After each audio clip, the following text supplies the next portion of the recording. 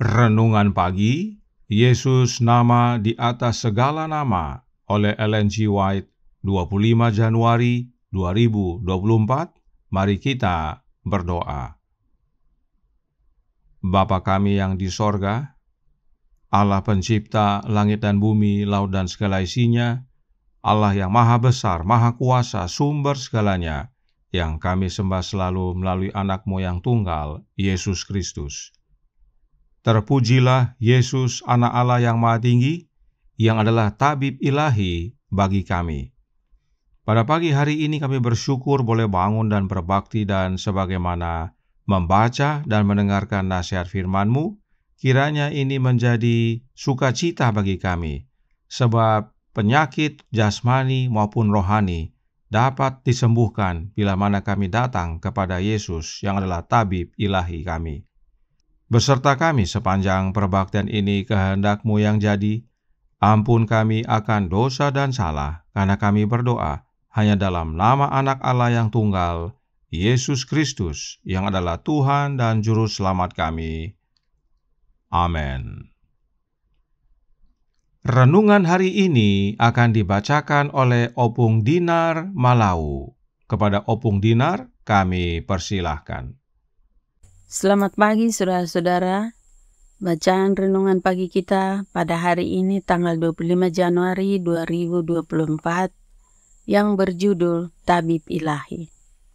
Ayatnya terdapat Yeremia 30 ayat 17, sebab aku akan mendatangkan kesembuhan bagimu, aku akan mengobati luka-lukamu, demikianlah firman Tuhan. Kristus mempunyai segala kuasa di surga dan di bumi. Dialah sang tabib agung. Kepadanya kita berseru saat kita menderita penyakit jasmani atau rohani, atas angin dan ombak, dan atas manusia yang kerasukan setan.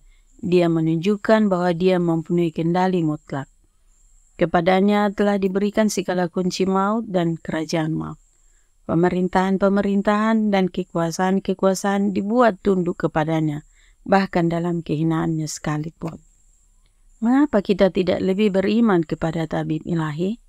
Sebagaimana dia bekerja untuk orang yang lumpuh, demikian pula dia akan bekerja pada hari ini bagi mereka yang datang kepadanya untuk meminta kesembuhan. Kita sangat membutuhkan iman yang lebih besar. Saya khawatir karena saya melihat kurangnya iman di antara umat kita. Kita perlu datang langsung ke hadirat Kristus, percaya bahwa dia akan menyembuhkan kelemahan jasmani dan rohani kita.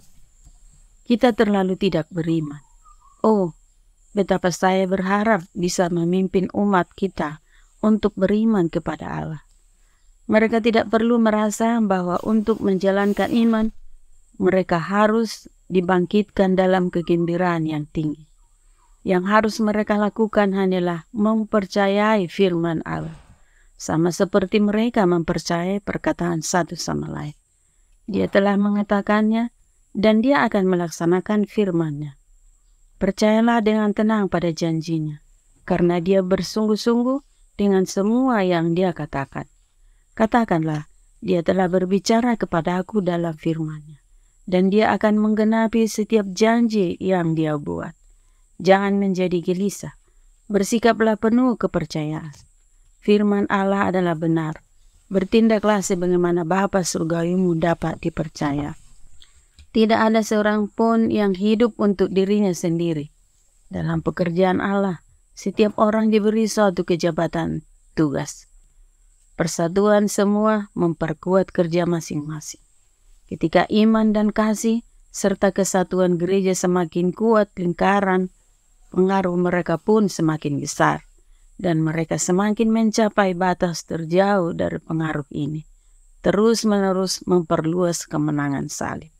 Dikutip dari buku Selected Messages pertama halaman 8384. Demikianlah bacaan renungan pagi kita pada hari ini. Tuhan Yesus memberkati. Terima kasih atas penata layanan Opung Dinar. Tuhan Yesus memberkati. Selamat pagi saudaraku dalam Tuhan. Renungan hari ini berkata bahwa Yesuslah Sang Tabib yang Agung. Dan tentang ini Roh Nubuat berkata dalam Christ Object Lessons halaman 233 paragraf 3 berbunyi, Anda dapat menunjuk kepada Juru Selamat yang ditinggikan dan menceritakan tentang kasih dari Tabib Agung, satu-satunya yang memiliki kuasa untuk memulihkan. Hanya Yesus yang punya kuasa untuk memulihkan atau menyembuhkan, yaitu untuk penyakit jasmani dan rohani kita. Itu sebabnya Roh Nubuat melanjutkan dalam The Ministry of Healing, halaman 144 paragraf pertama. Kita harus mendorong mereka yang sakit dan menderita untuk memandang kepada Yesus dan hidup. Biarlah para pekerja terus-menerus menjunjung Kristus, Tabib Agung, di hadapan mereka yang mengalami keputusasaan karena penyakit tubuh dan jiwa. Arahkan mereka kepada Dia yang mampu menyembuhkan penyakit jasmani dan rohani. Itu sebabnya renungan hari ini berkata dalam Jesus' Name Above All Names, halaman 32 paragraf 3. Mengapa kita tidak lebih beriman kepada Tabib Ilahi? Sebagaimana Dia bekerja untuk orang yang lumpuh, demikian pula Dia akan bekerja pada hari ini bagi mereka yang datang kepadanya untuk meminta kesembuhan. Kita sangat membutuhkan iman yang lebih besar. Yesus sebagai Tabib yang Agung, satu-satunya yang punya kuasa untuk menyembuhkan, baik sakit jasmani dan rohani, adalah Tabib Ilahi. Itu sebabnya kita harus lebih beriman kepadanya. Sebab sebagaimana Musa meninggikan ular tembaga di padang gurun, dan barang siapa yang melihat sembuh dan hidup, demikianlah kita harus meninggikan Yesus, agar barang siapa yang memandang padanya oleh iman menerima kesembuhan. Namun, kesembuhan apa yang terutama? Kesembuhan rohani tentunya. Alkitab berkata dalam Lukas 5 ayat 20 yang berbunyi, Ketika Yesus melihat iman mereka, berkatalah Ia, Hai saudara, dosamu sudah diampuni.